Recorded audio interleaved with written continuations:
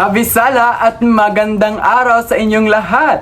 Narito ang isang sangre si Sir Nardo upang tayo matuto sa sarili nating wika o sa wikang Filipino. Kumusta kayo? Mabuti ba? Mabuti kung ganon. Parang may mali. Tama! Ang mga salita na ibinigkas ko kanina ay hindi tama. Ang weird, pakinggan, hindi ba? Ngayon, ano kaya ang magiging tatalakay natin ngayon?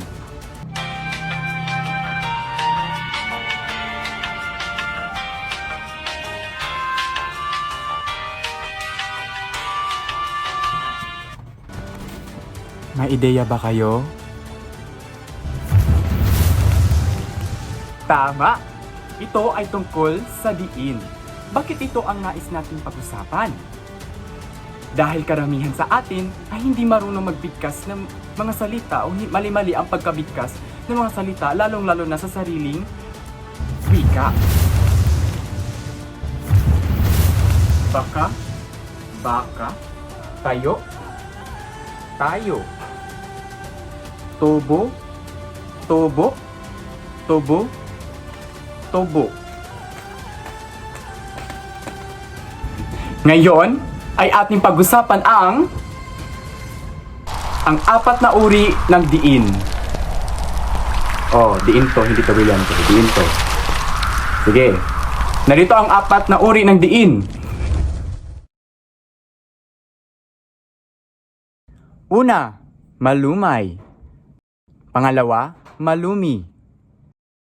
Pangatlo, mabilis. At pang-apat, maragsak. Una ang malumay. Kapag ang salita ay nagtatapos sa patinig o katinig, binibigkas ng dahan-dahan. May saglit na paghaba o pagtaas ng tinig sa pinultima nito at walang impit sa dulo. Ano nga ba ang pinultima? Ang pinultima, ito ay ikalawang pantig mula sa huli. Sa Ingles, ito ay tinatawag na second to the last.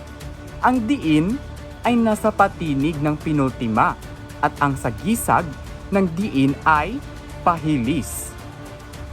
Narito ang mga halimbawa ng mga salita sa malumay. Una, gaya. Pangalawa, hilera. Pangatlo, kuya.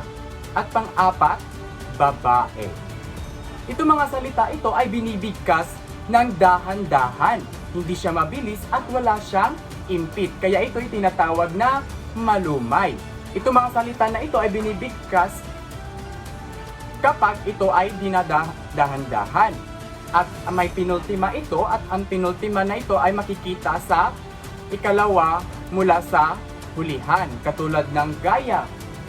Ang second to the last sa salitang gaya ay saga, kaya ang diin nito ay ga. So, ga, ya. Hilera. Kuya. Babae. Ganon ang malumay. Pangalawa, ang malumi. Kapag ang salita ay nagtatapos sa patinig, binibigkas ng dahan-dahan. May saglit na paghaba o pagtaas ng tinig sa ikalawang pantig mula sa huli o penultima at may impit na banayad sa dulo.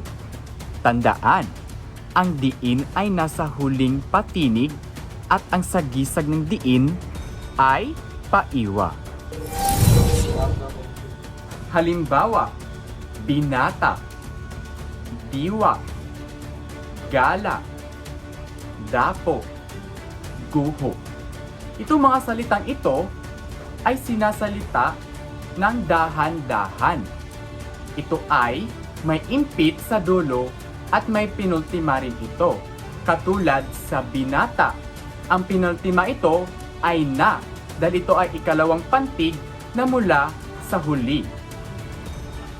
Binata, ang ta ay may impit. At itong salitang binata ay isa sa halimbawa ng malumi. Katulad din sa diwa, gala, dapo, at guho. Pangatlo, mabilis. Kapag ang salita ay nagtatapos sa patinig o katinig, binibigkas ng tuloy-tuloy. Walang saglit na paghaba ng tinig sa penultima nito at walang impit sa dulo. Tandaan, ang diin ay nasa huling patinig at ang sagisag ng diin ay pahilis. Ito ay katulad rin sa malumay.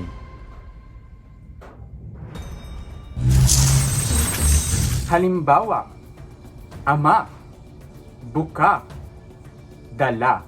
Itong mga salitang ito ay binibigkas ng tuloy-tuloy o mabilis. Kaya ito'y tinawag na mabilis kasi ito'y binibigkas na mabilis katulad ng ama, buka, dala.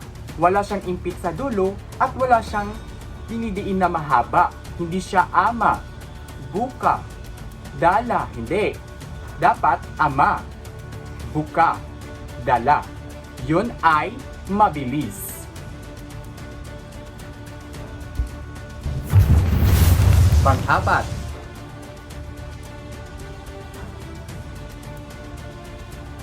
maragsak. Kapag ang salita ay nagtatapos sa patinig, binibigkas ng mabilis, tuloy-tuloy at may impit sa dulo. Halimbawa, akda, bigla, kutya. Itong mga salitang ito ay mga halimbawa ng maragsak. Ito ay binibigkas ng mabilis at may impit sa dulo ng pantig. Halimbawa ang salitang akda. Ang akda ay isang maragsak. Sa dulo ng pantig, ito ay may impit. Kaya ito'y sinasalita o binibigkas na akda. Katulad din sa bigla at kutya. So yun ang maragsak. May mga iilan pa ko ritong mga halimbawa ng mga apat na uri ng diin. Para mas mapalalim pa natin at maunawaan natin ang pagkakaiba nito at maunawaan natin at malaman kung paano mabigkas ng tama ang isang salita. Una sa malumay, ligaya, halina, kasama, parusa. Sunod, malumi, luha, tala, lupa, diwa. Pangatlo, mabilis, sinta, kanta, mata, dala.